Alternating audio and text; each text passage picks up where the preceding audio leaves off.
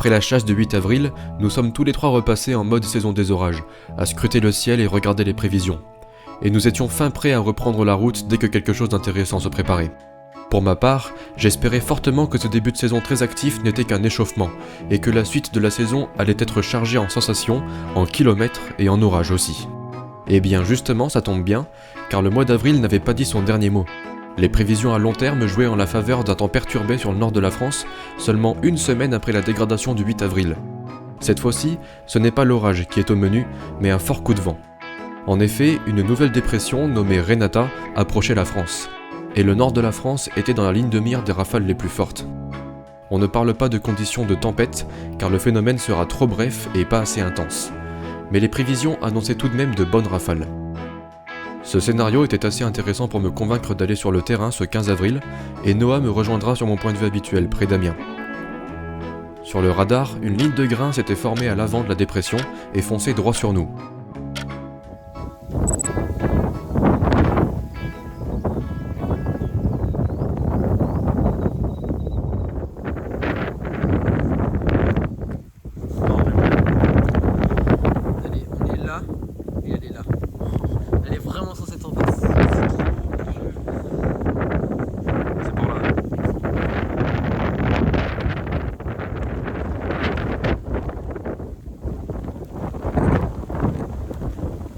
Le ciel était très chaotique à l'avant de la dépression, comme en témoigne ce timelapse.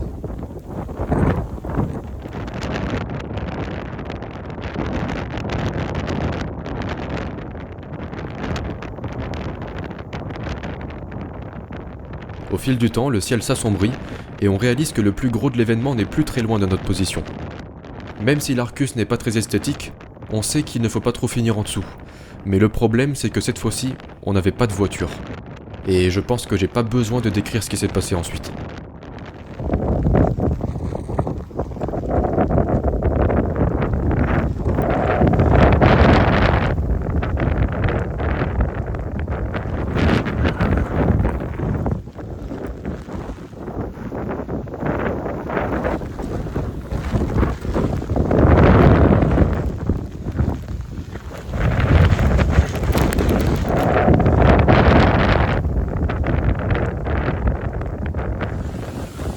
Écrasé, mec. Putain gros, c'est quoi ça? Oh là là. On peut pas aller jusque là-bas, c'est impossible. C'est impossible, c'est impossible. Oh mais je suis trempé gros. Mec, on a tout sur les boutons gros. Oh là là.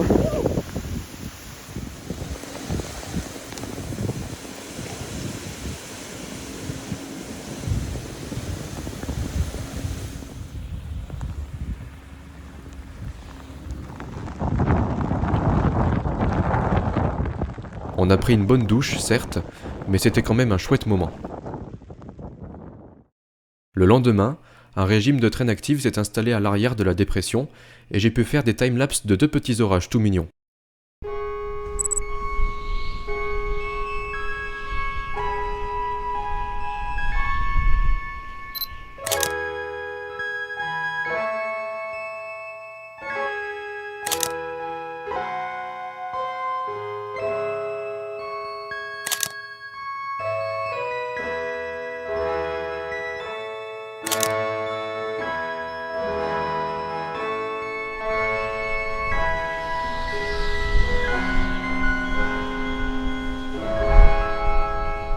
Par la suite, les conditions sont devenues nettement plus calmes, parfois perturbées, mais il n'y avait pas grand-chose d'intéressant.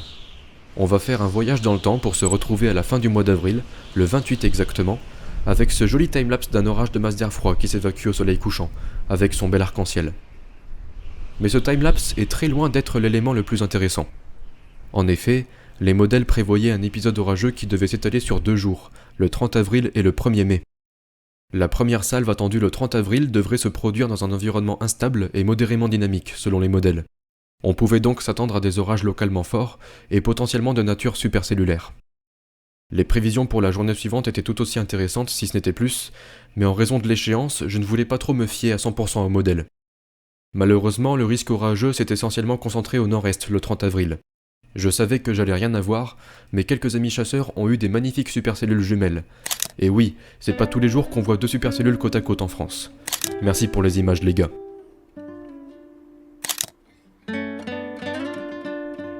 Même si cette première dégradation a été prolifique en orages esthétiques, c'est la journée suivante qui attire le plus l'attention. Les prévisions ont drastiquement changé et sont même devenues plutôt inquiétantes. Le risque orageux a largement été revu à la hausse, à tel point que Météo France décide de communiquer sur l'intensité de la deuxième salve attendue. Et oui, le risque d'orage violent semble être bien présent pour ce 1er mai. En consultant les prévisions, je m'exprime à haute voix, mais ce serait hallucinant que ça parte en gros MCS aussitôt dans l'année. Pour maintenant, il ne restait plus qu'à attendre que la nuit passe pour en savoir plus sur ce que Mère Nature cuisine. Bon, je pensais pas du tout que ça prendrait une tournure aussi importante. Pour la première fois de l'année, Kyronos y sortent le rouge. Aussitôt, c'est assez spectaculaire, on est le 1er mai, et c'est la première dégradation orageuse de grande ampleur de 2024. Alors Windy vaut du gros aussi, mais je sais pas si c'est très fiable. Mais ce qui est sûr, c'est que la plupart des modèles sont en accord sur quelque chose de costaud en fin de journée. Les températures, par contre, elles seront incroyables. Ce contraste, il est juste hallucinant. Les points de rosée seront très forts, eux aussi. La simulation satellite, elle parle d'elle-même, sincèrement. C'est incroyable. Et oui, le zonage rouge est de sortie chez Kyronos, et c'est la première fois que je le vois déployé aussitôt dans l'année. Mais ce n'est pas tout. En allumant mon téléphone le matin, je reçois ce message. La vigilance orange est directement mise en place sur le site de Météo France. En effet, la dégradation attendue ce jour risque d'être violente, et les modèles laissent croire que quelque chose de très gros et puissant va se produire, faisant passer les orages du 8 avril pour de simples averses. En plus du fort contraste de température et des points de rosée élevés, les cisaillements en profondeur et près du sol seront à un niveau optimal pour favoriser l'organisation de supercellules. Et pour aller un peu plus dans le côté technique, une mésodépression devrait se mettre en place de la Bourgogne jusqu'au nord de la France, ce qui provoquera une convergence des vents assez soudaine et virulente. De plus, l'arrivée d'un forçage d'altitude par le sud-est va forcer la convection sur un axe Bourgogne-Picardie. Bref, pour faire simple, ça va péter. Petit suivi de la situation, il est actuellement 16h06. Comme prévu, les températures sont en nette hausse sur le nord et le nord-est du pays. L'humidité est elle aussi assez intéressante, même chose pour les points de rosée, qui grimpent également. On a déjà des valeurs à 16 ou 17 degrés, ce qui est pas mal du tout. Le radar de pluie, bon pour l'instant il n'est pas super intéressant, il y a toujours cette bande pluvieuse qui s'étend du sud jusqu'à la Normandie. Les orages devraient se former sur cet axe et ils remonteront sur moi en soirée et nuit suivante. Pour ma part, je suis resté chez moi dans la Somme pour intercepter les orages la nuit suivante. Il fallait donc être patient, car la situation n'allait pas démarrer avant la fin d'après-midi. Au fil des heures, le potentiel orageux continue de gonfler, et les premières cellules se développent à environ 17h30 en Bourgogne. Certaines d'entre elles évoluent rapidement en supercellules virulentes, et quelques chasseurs d'orage sont présents sur le terrain pour immortaliser l'instant. Malheureusement, les chutes de grêle sous les supercellules sont destructrices, avec les plus gros spécimens atteignant 5 ou 6 cm. Le secteur de Chablis, en Bourgogne, réputé pour ses nombreuses vignes, a été dévasté par la grêle, et les pertes sont colossales.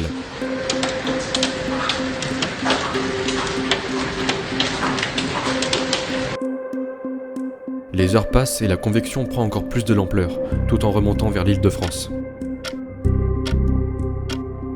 En Seine-Saint-Denis, une nouvelle supercellule, plus sévère que les autres, a provoqué un déluge de pluie et de grêle.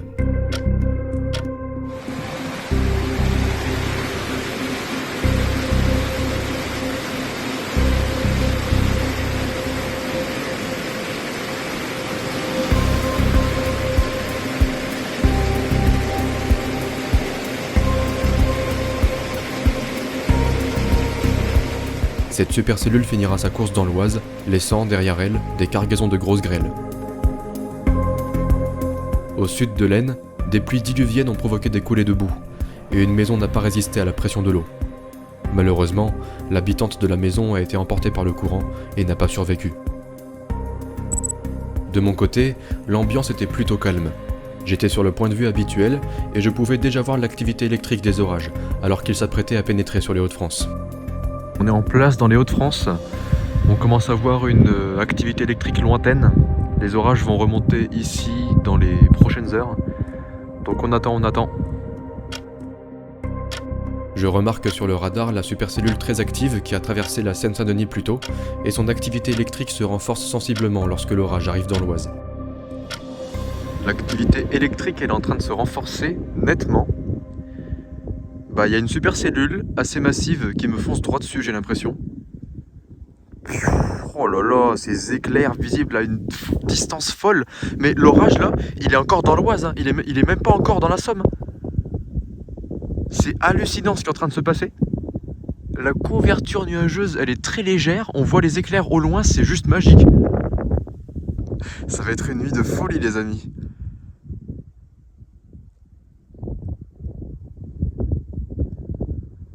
Le 1er mai.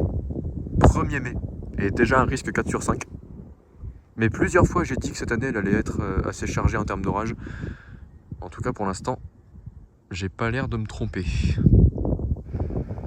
C'est fabuleux ce qui est en train de se passer.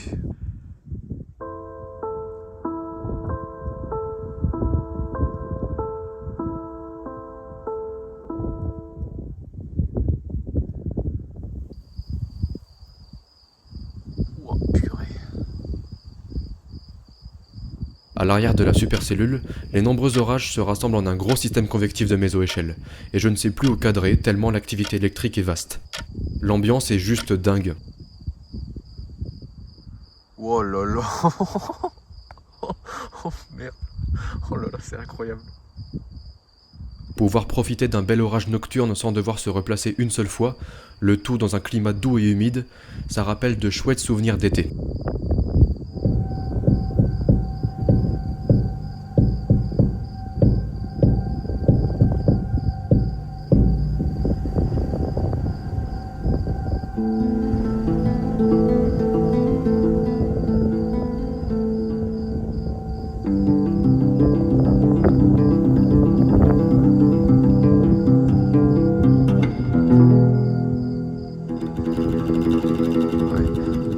Ça va être de la foudre à gogo.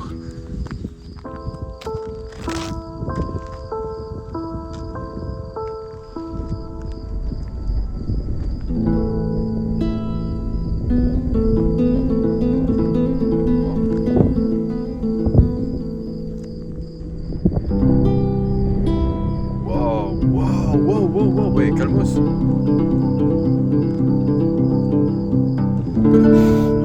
Oh mon Dieu.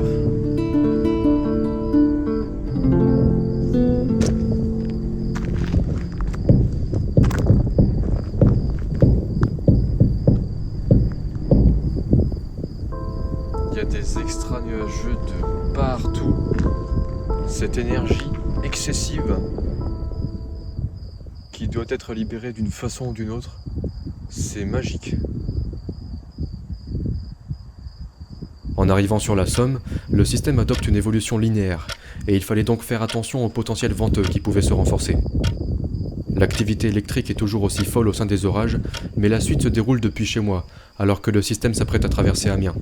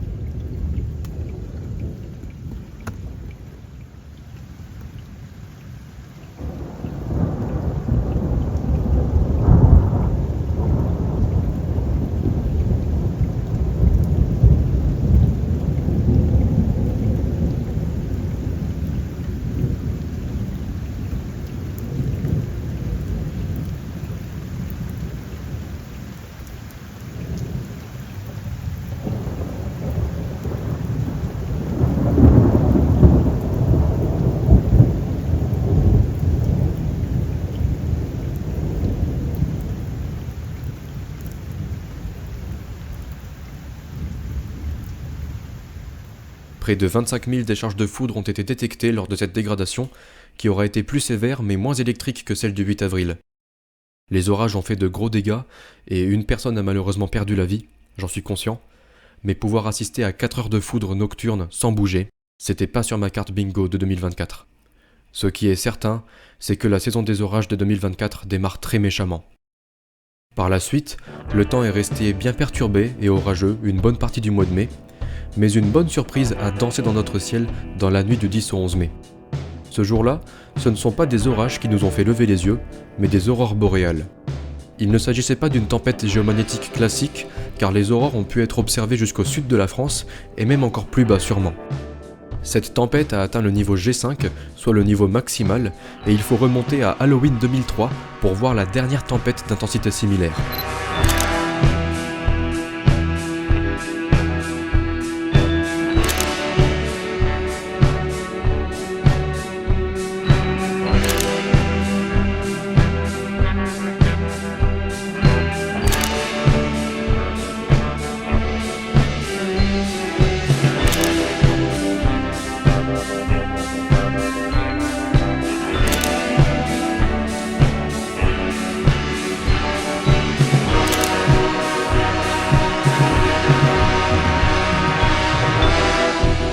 C'était un spectacle carrément inattendu, même si le soleil connaît un pic d'activité en ce moment.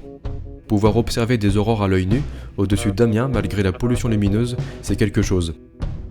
Cette soirée est un rêve qui se réalise, et elle restera à jamais gravée dans ma mémoire. C'est trop fort. On voit des aurores boréales en France à l'œil nu. C'est génial ce qui est en train de se passer. Ah ouais. On est en Norvège ou quoi? Tout là-bas, en fait. Ouais.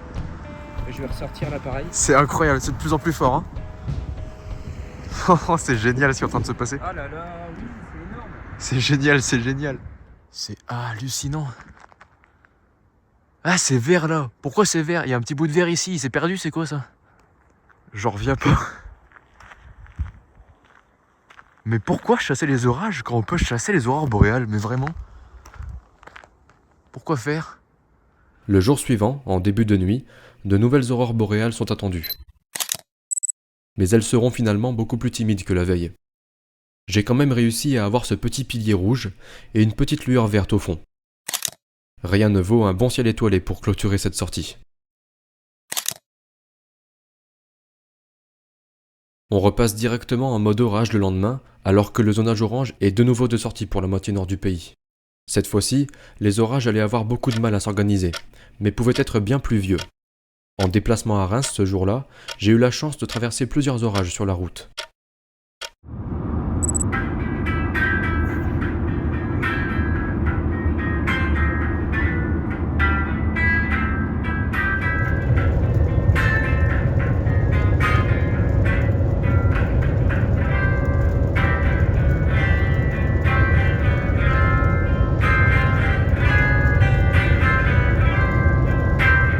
De retour à mon domicile en fin de journée, je me retrouve sous les eaux alors qu'un orage très pluvieux passe sur Amiens.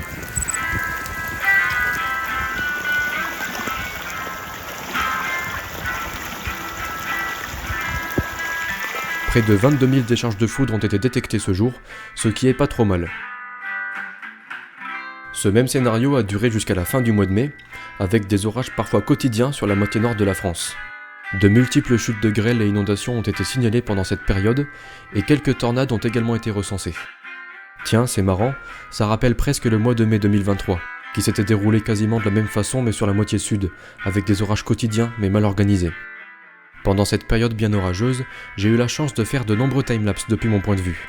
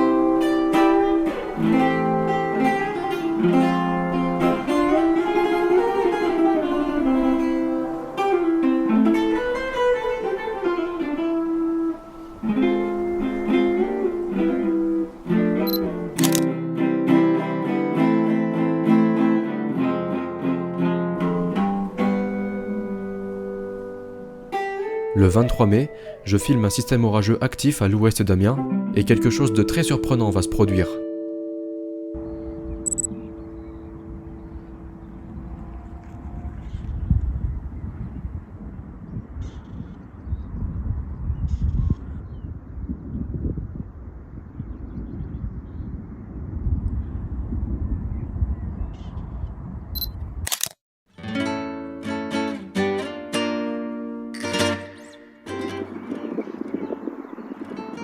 Oh, le positif de dingue!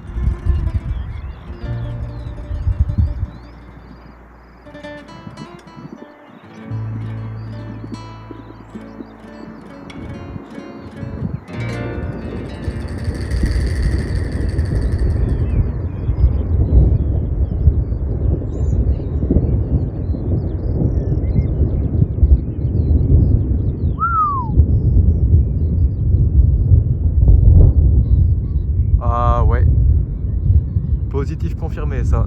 Vu le tonnerre, ça peut être que ça. Ok, excuse-nous chef. On rappelle un risque modéré. Aucun doute là-dessus, il s'agit bien d'une chute de foudre positive, reconnaissable avec son tonnerre en coup de canon. Mais ce que j'ignore, c'est l'intensité de cet éclair. Il a été mesuré à 240 kA, ce qui est extraordinaire puisqu'il rentre dans la catégorie des superbolts, les éclairs les plus puissants qui ont un courant de plusieurs centaines de kA. Ces éclairs sont très rares pour la simple et bonne raison qu'une chute de foudre n'atteint pas un tel niveau de puissance en général. Noah était sur le terrain, chez lui, plus proche de l'orage, et il a filmé l'éclair en meilleure qualité.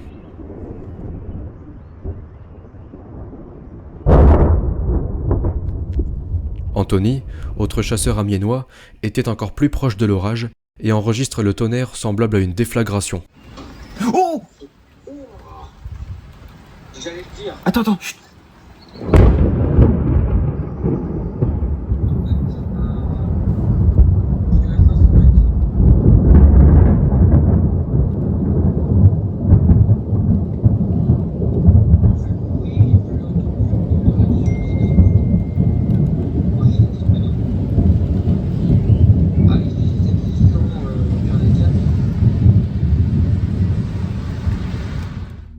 Le système orageux se sera ensuite dissipé, alors qu'une autre cellule émerge dans mon dos.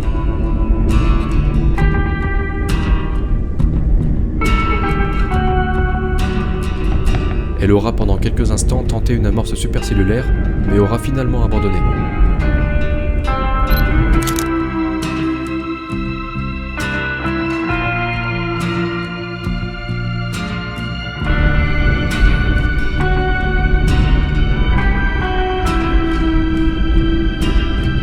Je me retourne une nouvelle fois pour faire face à une lumière sublime à l'heure dorée, alors que le soleil éclaire les restants du système orageux.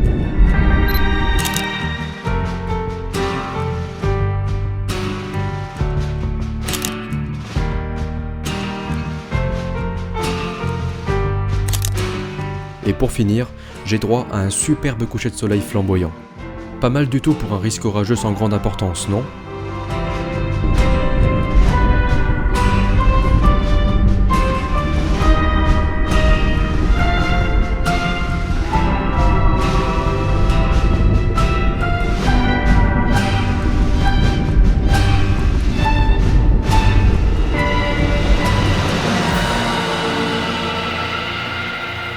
Malheureusement, qui dit orage dit forcément risque et danger. En soirée, une information sera partagée sur les réseaux sociaux. Un entraîneur de football a été tué par la foudre dans le Pas-de-Calais, et 2 autres individus ont été touchés et transportés à l'hôpital. Selon les archives, l'impact se serait produit à 19h51, dans un stade, sous une cellule orageuse de faible dimension mais active. Il est important de rappeler que le moindre orage représente un danger, qu'il soit violent ou non. Pas besoin d'avoir une supercellule tornadique pour être en danger de foudroiement. La moindre monocellule est dangereuse. Et quand ce genre de tragédie se produit, c'est toujours triste, mais ça remet aussi les idées en place, aussi bien chez les gens normaux que chez les chasseurs. Le 27 mai, j'ai pu faire un énième timelapse d'un Arcus à l'avant d'une cellule convective sans activité électrique.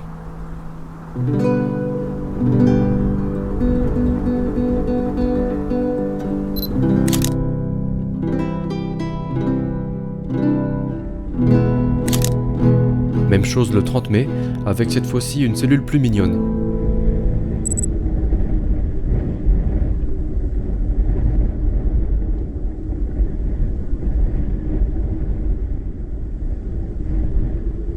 Après un mois de mai plus orageux que la normale sur la moitié nord du pays, le temps s'est rapidement calmé, un peu trop à mon goût. Le mois de juin, qui est habituellement un mois très orageux, a été moins orageux que la moyenne cette année. La plupart des dégradations orageuses se sont produites du sud-ouest au nord-est, et malheureusement je n'étais pas disponible pour chasser les très rares orages qui survolaient le nord de la France. Le seul orage que j'ai eu la chance d'observer ce mois, c'était dans le département du Rhône, le 22 juin, en allant à Lyon pour assister au concert de Coldplay.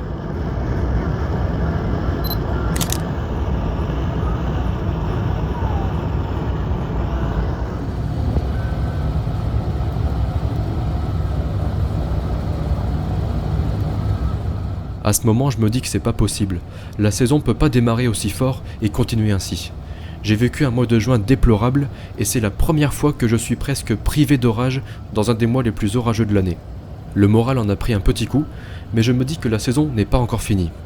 Même si le mois de juillet est habituellement assez chaud et sec et donc peu orageux, il est toujours possible d'être surpris, surtout dans une année où la pluie bat des records. Il faut donc garder la motivation car les orages n'ont peut-être pas dit leur dernier mot. Est-ce qu'on en reste là, ou est-ce que Mère Nature aura pitié de moi et me laissera rattraper le retard accumulé au mois de juin ? Réponse dans le prochain épisode. Il